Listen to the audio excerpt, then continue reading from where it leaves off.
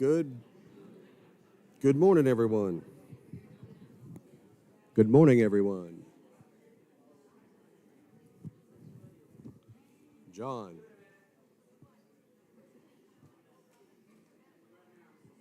Good morning, everyone. Good morning, everyone. Check. There we go.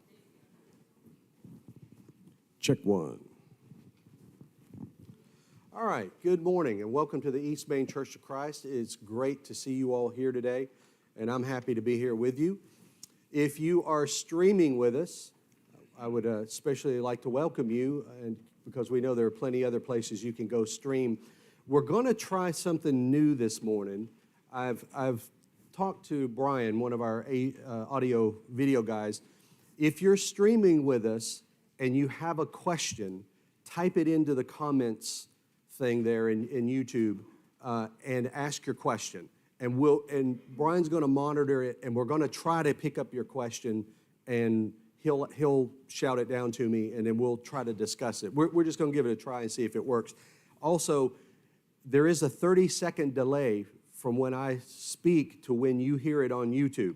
Okay, so when you type your question in, I'm going to be about a minute down the road already by the time we get your question. So we'll try it. We'll see if we can work that out. But I just wanted to try to include everybody that may be watching if you're streaming. So we'll try it. If you're visiting with us, you are our special guest. So I would like to ask that you introduce yourself to us after class and after worship so we can get to know who you are. And before we begin our class, I've asked my Father if he'd lead us in a quick word of prayer. Our Father who art in heaven, we're so thankful for another beautiful Lord's Day. Thank you for allowing us to be here this morning to worship Thee in spirit and in truth. May everything we say and do at all of our services are pleasing unto Thee. Continue to be with Jeff as he breaks unto us the bread of life, that he'll have a ready recollection of those things he has prepared for us. And we'll take these things and apply them to everyday lives and share them with others. Be with the sick and afflicted of this congregation, especially those who are not able to be here today. Comfort them, care for them, bring them back to their most wanted health. Guide us now and care for us always. Forgive us any sins. Bless and we ask in Christ's name. Amen. All right, this morning we're going to we have two more verses in Acts chapter 17 that we need to cover. So Acts chapter 17, verse 32 through 34, we right out to the end of the chapter. Okay, so that's where we'll start this morning. To kind of catch us up, so last week Paul is in Athens, and last week we talked about he was at the Areopagus, and he was invited there after he was speaking in the town square, basically, and a couple of some students from a couple of schools of philosophy heard him and said, "Come up to the Areopagus and speak," because there's two functions there. We'll cover the second one this morning. One of the functions is that's where people gathered to hear new ideas and things. So they brought Paul there, and Paul gave a long discourse. So we covered that last week in quite a bit of detail. And then there were, I guess, if you remember before he was invited there, when he was speaking in the square, they called him a babbler. Okay, so I'm trying to figure out where to insert that in today. Let's just let let's let Greg read verses 32 to 34, and then we'll circle back on the idea I was just about to say. So Greg, go ahead. And when they heard of the resurrection of the dead, some mocked, while others said, "We will hear you again on this matter." So Paul departed from among them. However, some men joined him and believed, among them Dionysius the Areopagite, a woman named Damaris, and others with them. Okay, so when Paul gave his discourse, there were basically three things in that discourse. He talked about God. God is the creator. And remember, he used that. So Athens is full of idols and temples, and there was one, I don't know if it was a podium or something, but it was to the unknown God. And Paul said, "That's the God I want to talk to you about." And when he did, he talked about God was the creator of everything, the universe, heavens, earth, sea, everything that's in it. God created it. Also, God does not live in a temple made by hands. So Paul is surrounded by temples, and I had a picture of one up there last week. Also, God doesn't need to be, there's nothing that we can do for God. Like there's no, drink or food or anything like that we would bring to God. God doesn't need us, basically, is what I said last week, but we need God. And then the next thing is that in times of old, God overlooked all of these idols and worshiping and things like that of the idols, but now he calls all men to repent, and that he will judge all men. There's a day set aside, I'm in verse 31, a day set aside, he's going to judge the world by the man whom he ordained.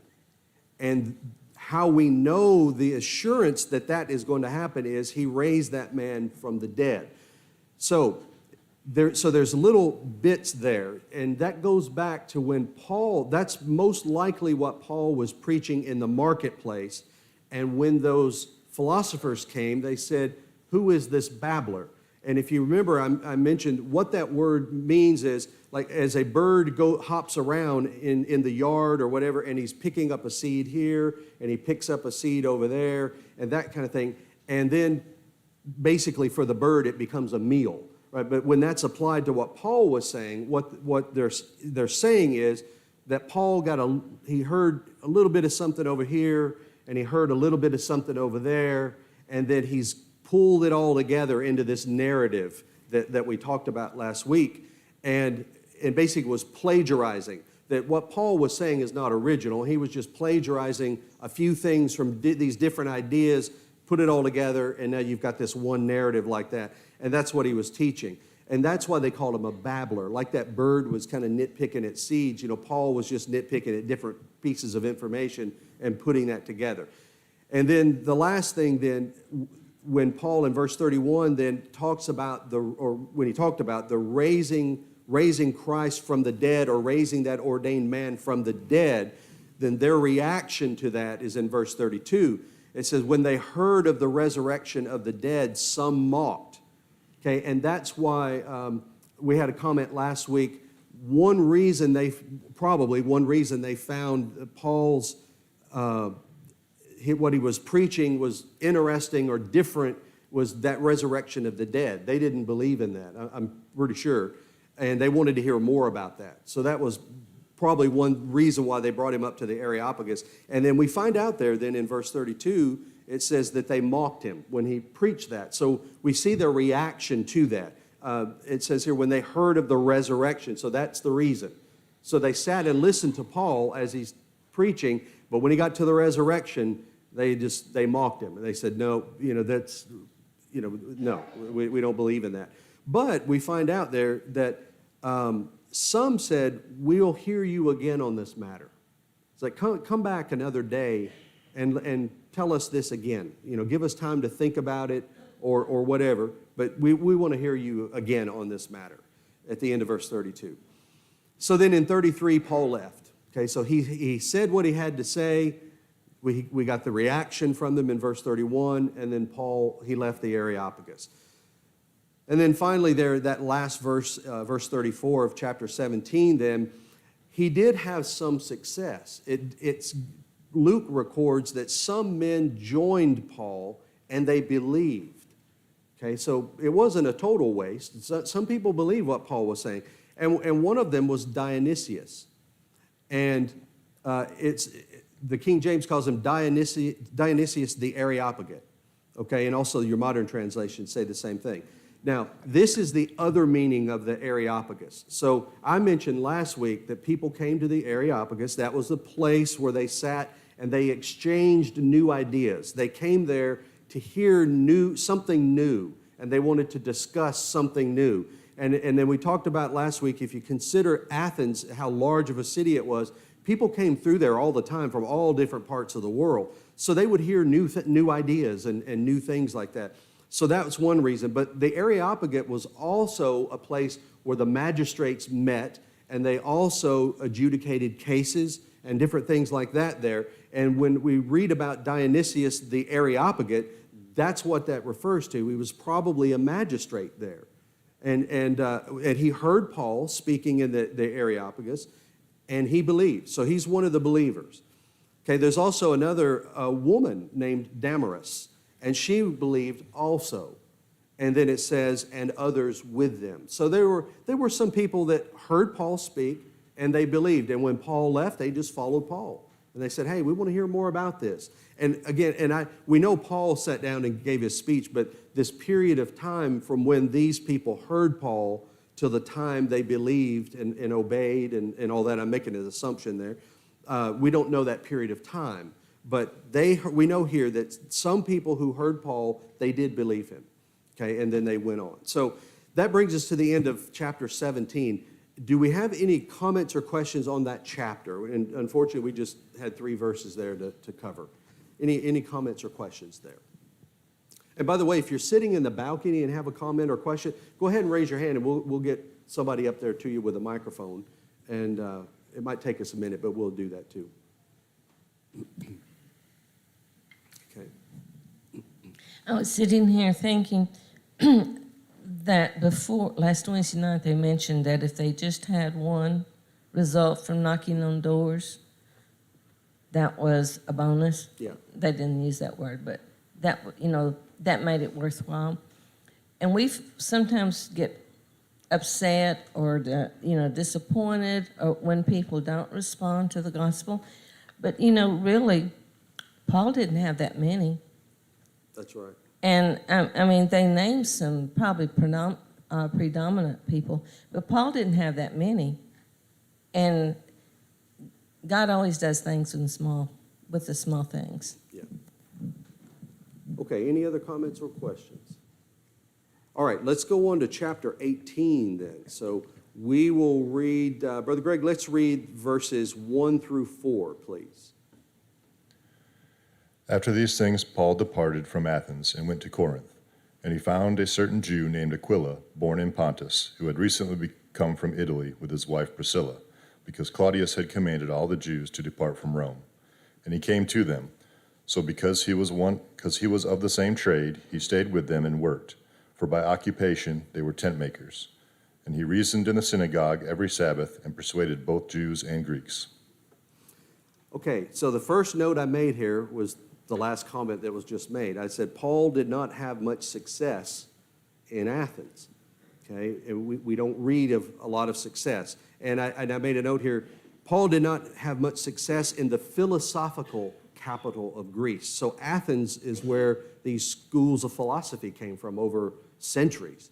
And he didn't have much success there. So now Paul travels on to Corinth. Okay, and then that was your homework for this week, actually, was to read 1st and 2nd Corinthians. How many people read that this past week? Anybody? Oh, good. Okay, so we've got some people that read 1st and 2nd Corinthians. So where we've been so far was Philippi, so hopefully you've read Philippians. And then we went to Thessalonica, so 1st and 2nd Thessalonians. And then we are here in Corinth, so 1st and 2nd Corinthians. Now, one I missed that I should have got right off on day one is when Timothy set out on this missionary journey with Paul. I should have asked you to read 1st and 2nd Timothy, and I just totally forgot. So that'll be your homework for this week. Read 1st and 2nd Timothy. And the reason we do that, when I studied this in seminary, we took an entire semester to go through Acts, and then we covered all of the letters. As Paul got to a city, we would study those letters as well. And it gives you an idea of what Paul dealt with those congregations as he planted them and then went on to minister to them over time and later when he left and would write those letters. So at least it gives you kind of the feel of the congregation and the problems they had and successes that Paul had with them as well. So if we could, just to catch up, Philippians, Thessalonians, Corinthians, and Timothy. If you'll read those letters, then you'll have a big understanding of where we've been so far. So Paul left Athens and he went to Corinth. Now, and I mentioned that Athens was the philosophical capital of Greece. Corinth was the commercial capital of Greece. All right, so there were commercial connections between Corinth and most of the major cities around the world. In Asia, they had trade with Rome, and then also further west of Rome. So Corinth had trade with cities all around the known world at the time, throughout the Roman Empire, and and things like that. So this was a very good place for Paul to preach the gospel, because he could preach in the square like he did back in Athens. And as the ships and stuff would come in and offload their goods, and the people would roam around the city, they would hear Paul preach, and then perhaps later they would go on and they would carry, hey, you won't believe what I heard in Corinth. And that the word would spread like that as well. So he's in a really good spot for this. So anyway, so we're in Corinth then, and also Corinth had a large Jewish presence as well, or demographic. There are a lot of Jews in Corinth. And this was also a good place for Paul to go into the synagogue and teach the Jews as well. So we read here, and then in verses 1 through 4, that when Paul got to Corinth, he didn't know anybody. Okay, so he left Athens, shows up in Corinth, and he doesn't know anybody, and he might have even been broke. And I'll explain why in just a second. He might not have even had much money. So he came to know Aquila and Priscilla, and we find out that Aquila and Priscilla were tent makers, as was Paul. So Paul stayed with them and applied his trade. So that's one reason I was thinking maybe he didn't have much money at the time and needed to work. Okay, so anyway, that's the situation. So Paul arrives in Corinth, meets up with Aquila and Priscilla, who were Jews, by the way. And also one reason that Aquila and Priscilla may have been in Corinth was during this time, the Roman Emperor Claudius expelled the Jews from Rome. So they had to go somewhere. And because there was a trading route from Rome to Corinth, Corinth was a major city, they may have just hopped on a ship and went to Corinth. And being tent makers, that would be a good place. They could make tents and people would buy them and perhaps, as cargo on their ship and go somewhere and sell them. I don't know the reason, but it's most likely then that Aquila and Priscilla were expelled from Rome, just like the rest of the Jews there because of Claudius, and ended up in Corinth. And then Paul met up with them and he worked with them. Also, one thing, if you read 1 Corinthians over there in chapter 2, verse 3, Paul writes to the Corinthians, okay? And he says, I was with you in weakness and in fear and in much trembling. Okay, so this gives us an idea of Paul's state when he arrived in Corinth. Now, if you remember back, he was run out of Philippi, he was run out of Berea, run out of well, not necessarily run out of Athens, but he left Athens. He was mocked. The people, mocked him. So he left Athens, and now he's in Corinth. And like the comment that was made, he's having, if you consider the number of people that he's teaching and reaching out to as he's preaching, he's not having a lot of success. But he does seem to be having more success among the Gentiles than of the Jews. And that could be disconcerting to, we have a question. That could be disconcerting to Paul, that his fellow Jews are ignoring him while the Gentiles are actually obeying and converting. How did they travel from Athens to Corinth? It's 60 miles. Did they have to walk all that distance? Oh, on my map, which I have failed to put up there, it looks like they crossed the water. It's what it looks like. From Athens across to Corinth, it looks like they went across the water. That's what I would think. We have a comment here, or a question.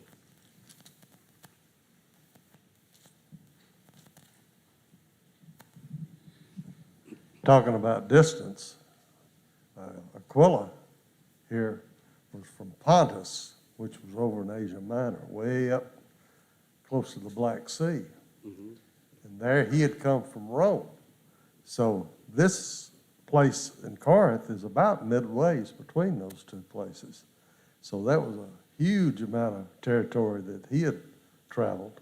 Yeah, good point. And also, if we just stop and think for a minute how far away from home Paul is as well. He's way thousands of miles from home there. If you look at Antioch in the lower right corner, Antioch of Syria, That's where he set out from. And now he's left. We've said this a few times already, but he's not even in Asia anymore. He's over in Greece, which is a European country now. And you see how far away he is. So he's a long way from home. So back here in 1 Corinthians, then, go ahead. Say. His total missionary journey, how many years was that total? Do you know? I don't know. I was thinking about curious. that this morning because we know he was here for a year and a half, but we don't always know how long he stayed in each place. But it's years. It was years that it took him to make that trip. And I was just, I'm getting a little bit ahead of myself, but I was thinking when he comes back finally from the trip, how many years had he been gone? How changed? Maybe he looked, and of course, who was left in Jerusalem for him to meet and things like that, because he was gone for a while. But back to that point there, we were talking about distances as well. He's a long way from home. And when he made this comment here in 1 Corinthians where he said, I was with you in weakness and in fear and much trembling, think about how he was treated in, Philippi, Thessalonica, Berea. He was run out of there. His Jewish, brethren, if I can say it that way, they rejected him and things like that. And he must just be broken, emotionally, just kind of broken. Because he says here, I was with you in weakness and in fear and trembling. But we'll get into that just a little bit later. All right, so that's the first 4 verses. Are there any other comments or questions on the first 4? We got a comment down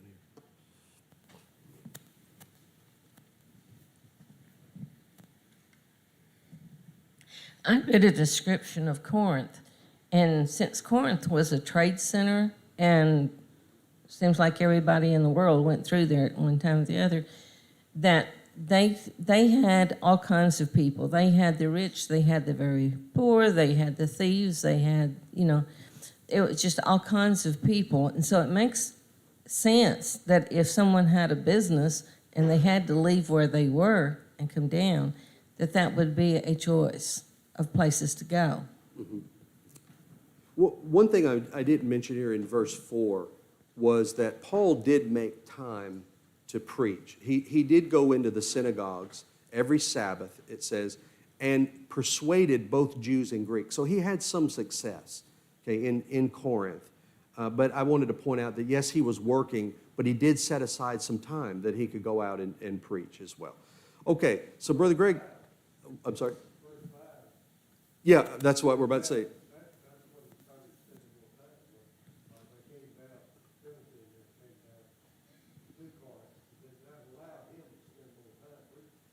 Yeah, that's where we're going now. I was just going to say, Brother Greg, if we could read verses 5 through 8, please. When Silas and Timothy had come from Macedonia, Paul was compelled by the Spirit and testified to the Jews that Jesus is the Christ. But when they opposed him and blasphemed, he shook his garments and said to them, Your blood be upon your own heads. I am clean. From now on I will go to the Gentiles. And he departed from there and entered the house of a certain man named Justus, one who worshipped God, whose house was next door to the synagogue. When Crispus, the ruler of the synagogue, believed on the Lord with all his household, and many of the Corinthians, hearing, believed and were baptized. Okay, so if you remember, Paul has really been by himself since, it seems like when he left Berea and went to Athens, he was by himself. And now we see here in Corinth, now I will say, I don't know how much time has elapsed in Athens. So it's possible Timothy and Silas met up with him in Athens, because we know he sent for them and said, come to Athens. That's where he was. Perhaps they did, and now a period of time has elapsed, and Paul has gone on to Corinth, perhaps leaving them behind in Athens. But whatever the reason, or ever how that worked itself out, in verse 5, we see that Silas and Timothy, now they came from Macedonia, which if you look up on our map there where it says, you see Macedonia and you see Philippi, Thessalonica, and Berea. Okay, so they were, and then actually Macedonia wraps on around. So the last time we read about them was in Berea. So it's possible they came on down to Athens and Paul had already left, and then they met up with him in Corinth, okay, which is where we are in verse 5. Luke doesn't give us a lot of detail there. But the comment that Jim just made was, once Silas and Timothy arrived in Corinth, it may have given Paul a little bit of a break in order to go out and start preaching full time. And he may not have had to work as a tent maker anymore once they arrived. So also then we see that when Timothy and Silas arrived, then the Holy Spirit compelled Paul to testify that to the Jews that Jesus is the Christ. Now, back in Athens, we read that when Paul saw the temples and the idols, that his spirit within him provoked him then to start preaching in Athens.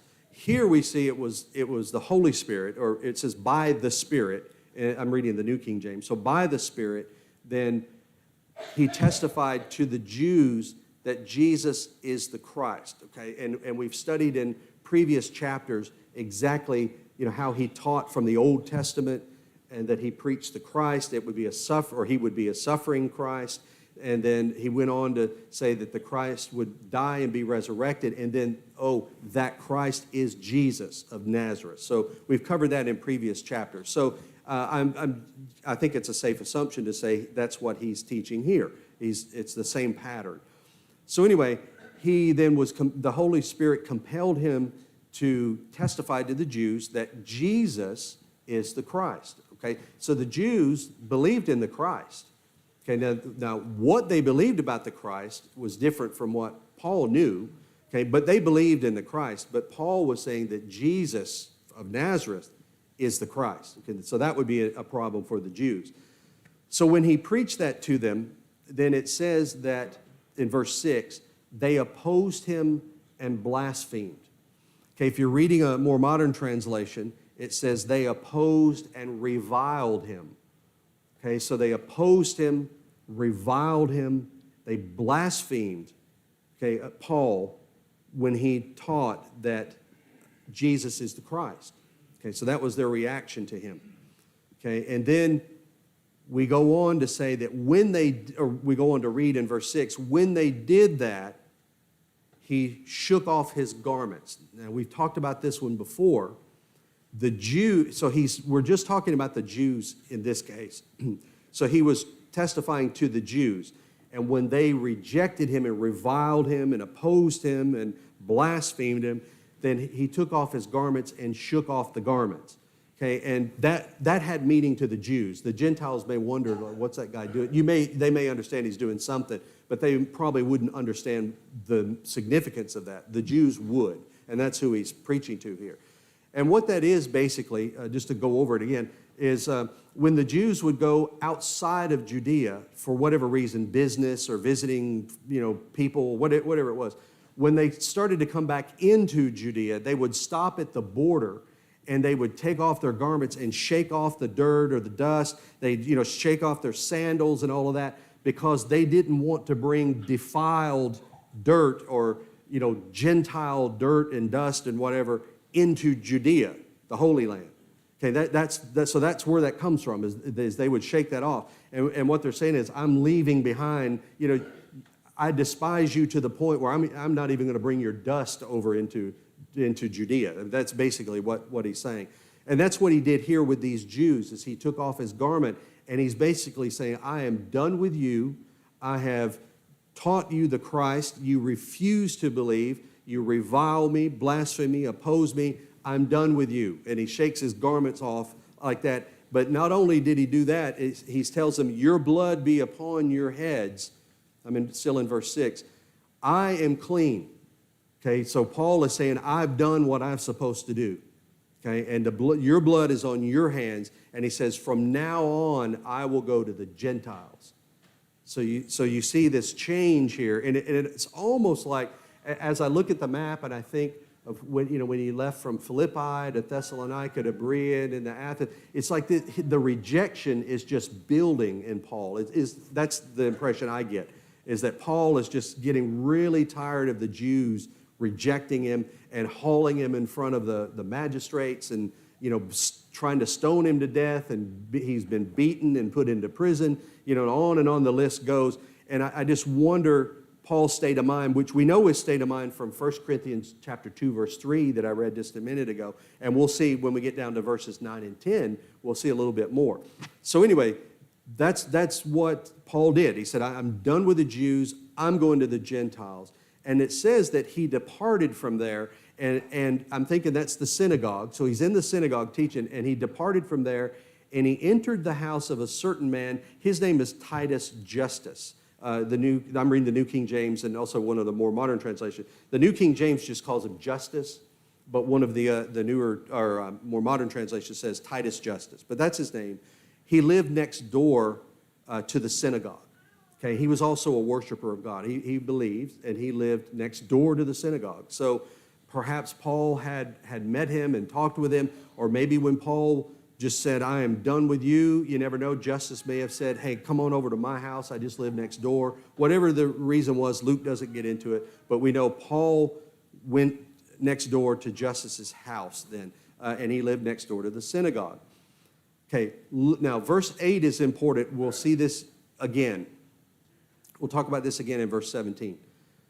Then Crispus, okay, so remember, he's just left the synagogue after this rejection from the Jews. And Paul seems to be a little bit irritated because he shook his garments off.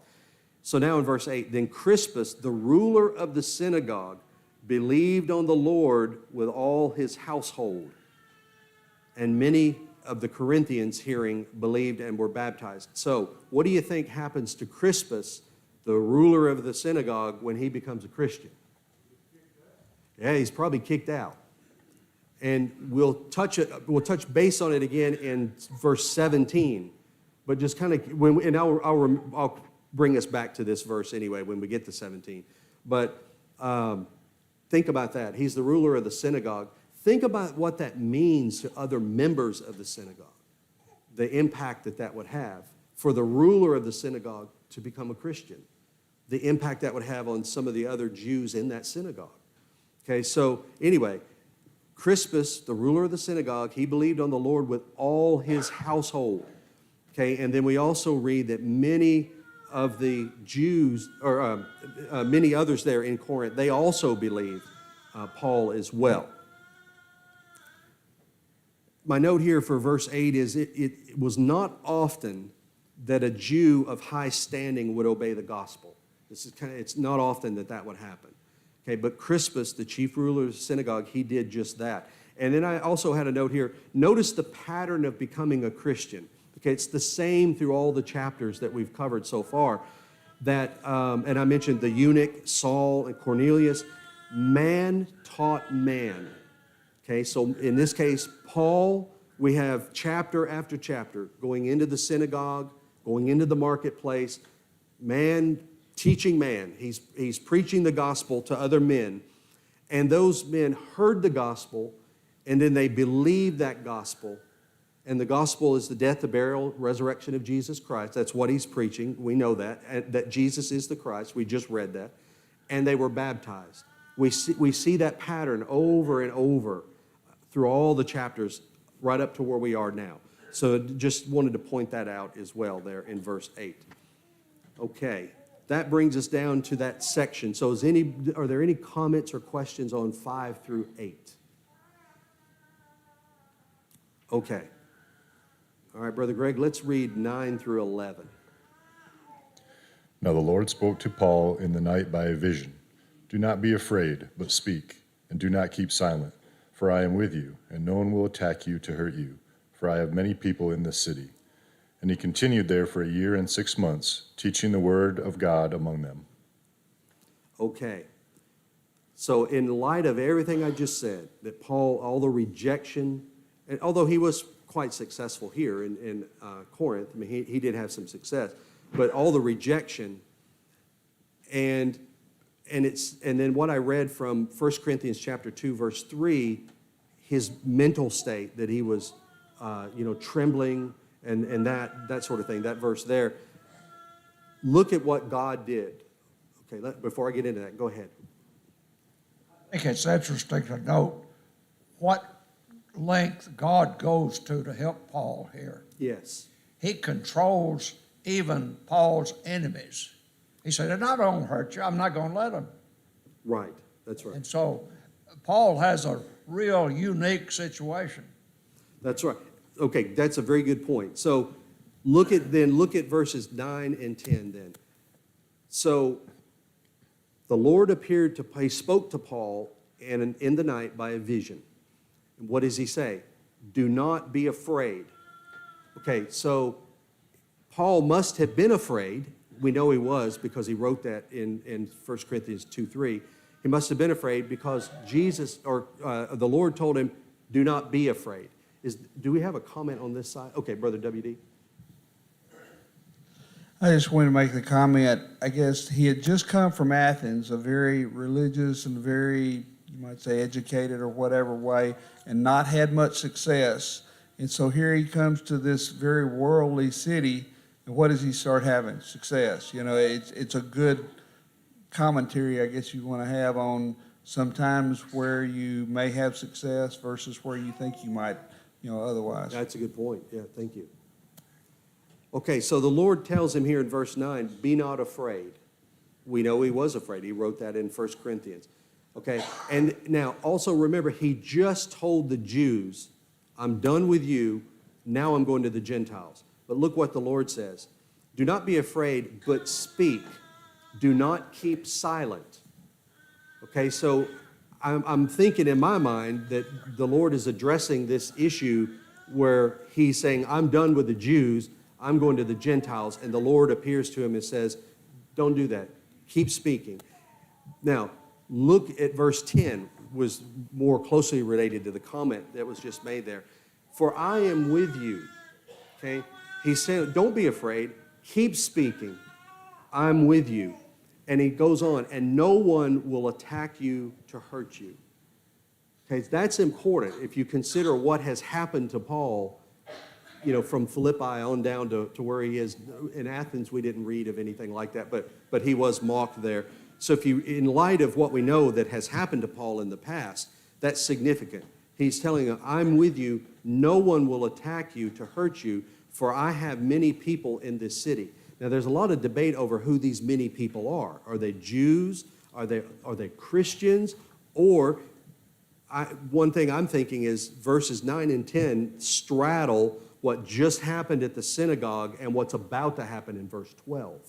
So I'm thinking when God says, I have many people, like the comment that was just made, God is working amongst all kinds of people, and he's protecting Paul, basically, is what he's doing here.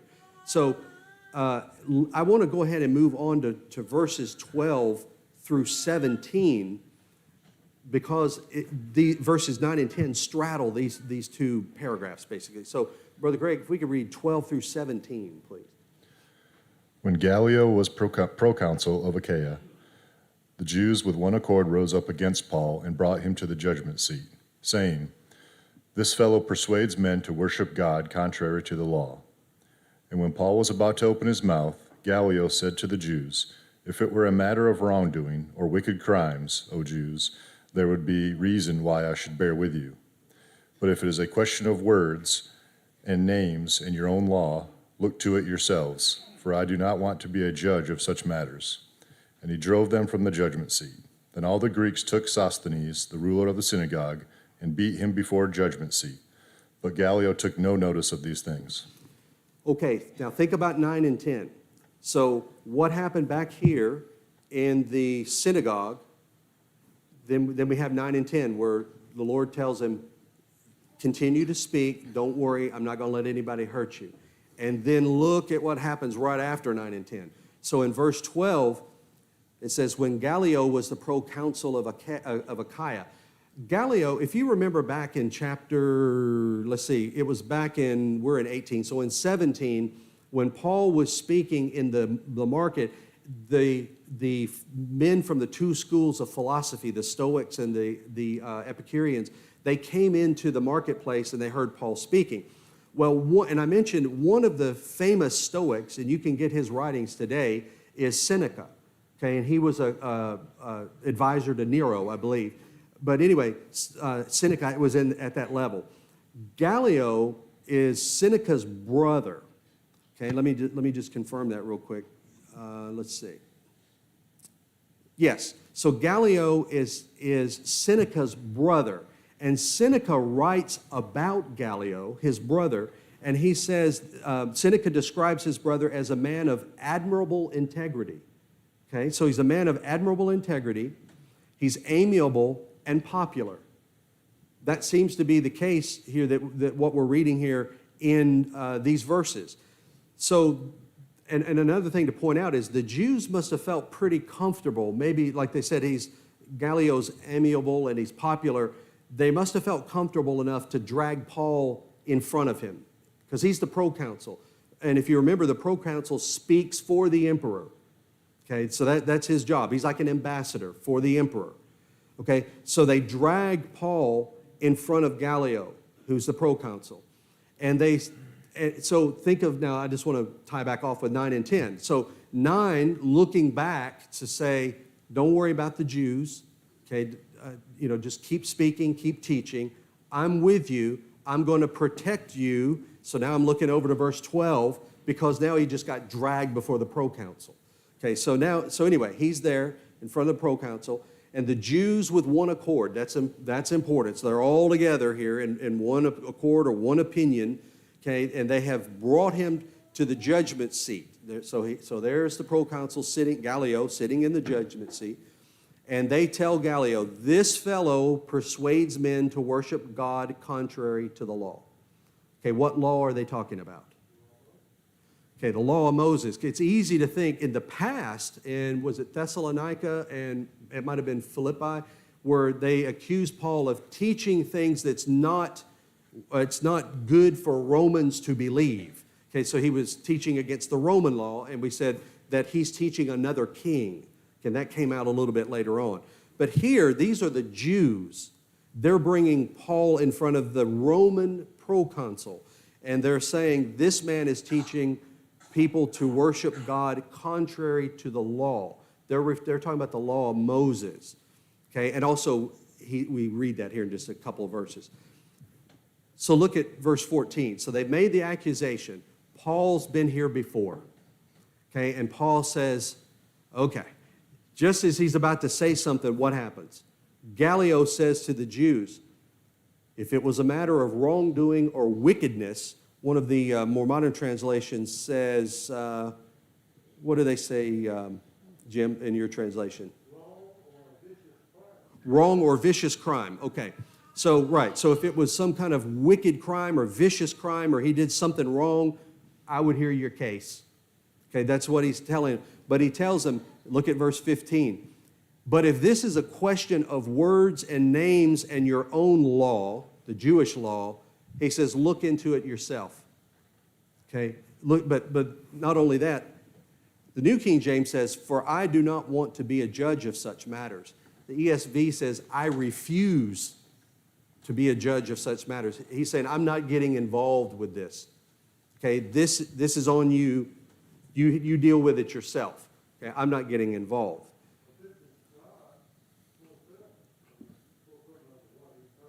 Yeah, yes, and that's why I was saying you can tie this back to verses 9 and 10 as well. So I think 9 and 10 looks back to the previous and then looks forward to these few verses. So you see here that Paul is or that God is protecting Paul from the Roman proconsul here, Gallio. And he's telling, because Gallio says, I'm not going to hear this. I'm not going to hear the case. Okay, now look at verse 16. And he drove them from the judgment seat.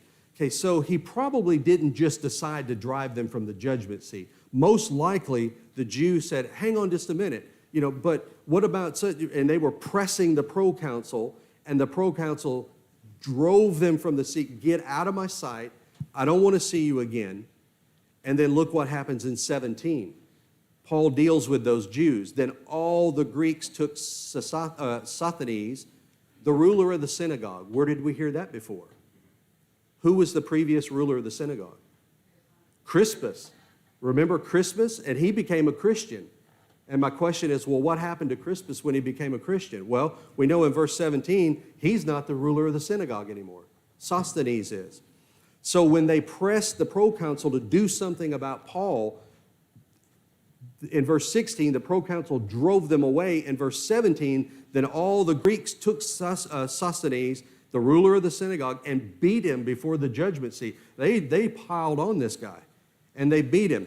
Now, the New King James says, but Gallio took no notice of these things. And if you read the ESV, it says Gallio paid no attention to these things. So he knows what they were doing. He just said, you know what? You know, you get what you get, basically. And he took no notice of what they were doing there. And so anyway, they beat up on the Jews, especially the ruler of the synagogue there. So we're going to stop right there because we're right on the buzzer.